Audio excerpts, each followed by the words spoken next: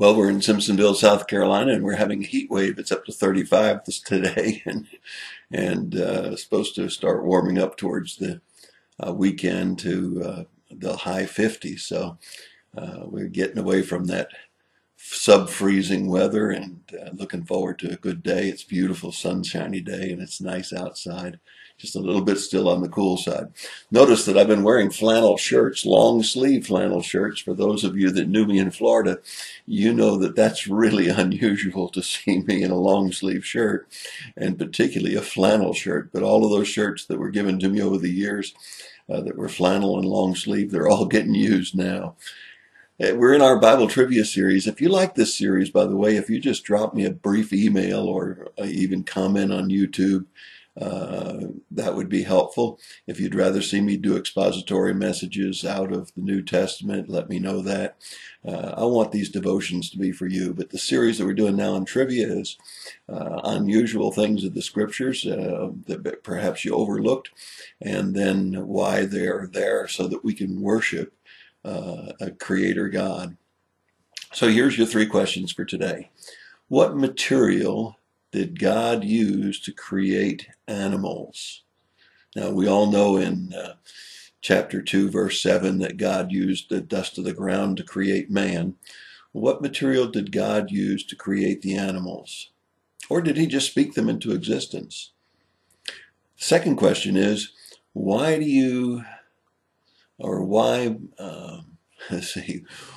must you believe that the Garden of Eden was in the area of Iraq? Why must you believe that the Garden of Eden was in the area of Iraq? Number three, what kind of tree was the forbidden tree? What was the tree that the forbidden instructions to Adam and Eve were, don't eat of the fruit of that tree? And that is an extra point today. Fourth question, what is the only animal that God did not make the same way as all of the others? What is the only animal that God did not make the same as all others? Now, that doesn't mean man because he was made in the image of God. That means a particular group of animals that were made differently than the other animals were made. Well, God is a creator, and there certainly is much scientific evidence to prove that God created, just as is recorded in the book of Genesis, as there is in any science book, because once you get beyond a certain point, you're in an area of divine speculation, whether it's the Big Bang Theory. Where did the swirling gas masses come from? Where did the bolt of lightning come from? Whether it's evolving from a protozoa crawling up on dry land and slowly sprouting legs or wings.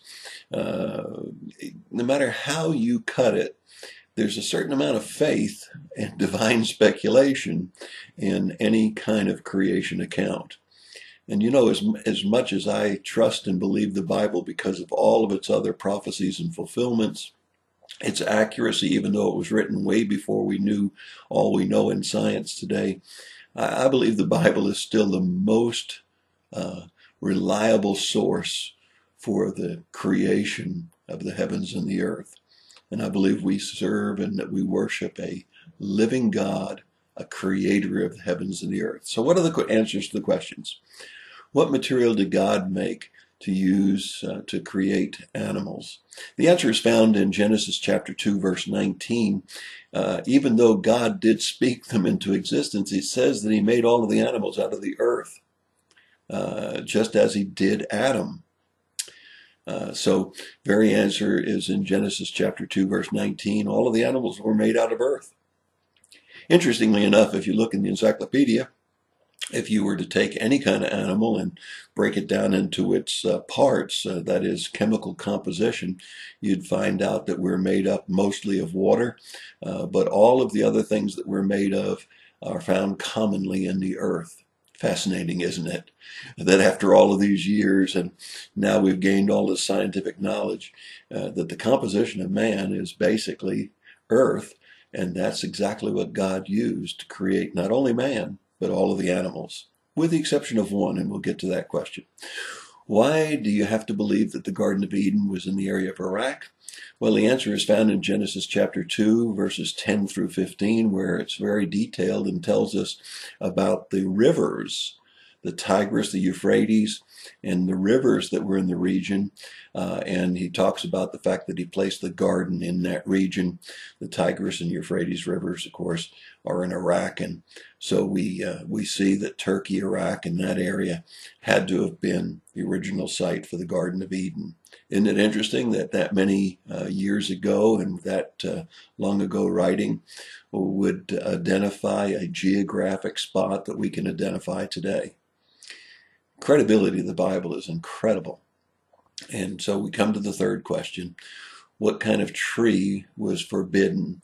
Well, all the time that you see the little fictitious stories about Adam and Eve, you see an apple. But it wasn't an apple tree necessarily. It wasn't a fig tree necessarily. Might not have even been something that's normally found in that region. What we do know that it was the tree of knowledge of good and evil. That's all we really know. The tree of knowledge of good and evil, and it bore some kind of fruit. Could have been any kind of tree. But the way to identify that tree is not to say it was an apple tree or that it was apple that the Adam and Eve ate, but rather it was the tree of knowledge of good and evil. Well, here's your extra point question. What animal did God not make like all of the other animals? I hope that you figured that out already, because it was woman, Eve, and women were created by God by taking a rib out of Adam. And although the composition, obviously, of Adam's rib would have still been of earth, woman was made differently than all other animals. She's still different today, isn't she? Well, I better sign off before I get into big trouble with that one. But the diversity and the beauty of God's creation, I want you to meditate on that just for a few minutes today. Think about the creation of God, the beauty and the diversity, the sky, the water, the land, the animals, and even the people of this land, all different. That's your thought for the day. God bless you and have a good day.